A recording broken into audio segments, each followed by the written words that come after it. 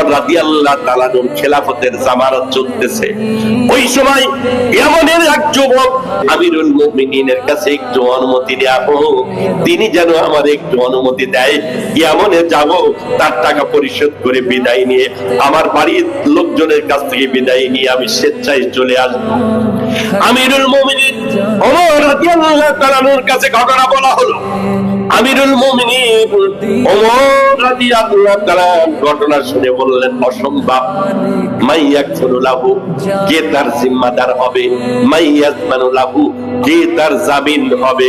একজন জিম্মাদার জামিন যদি পাওয়া না যায়, ওই যুবককে ছাড়া যাবে না। হযরত আবু যার গিফারী রাদিয়াল্লাহু তাআলা বললেন, আনা জামিনুল লাহু, হে আমিরুল মুমিনিন, যুবককে ছেড়ে দেয়া হোক, আমি তার জন্য জামিন হয়ে গেলাম।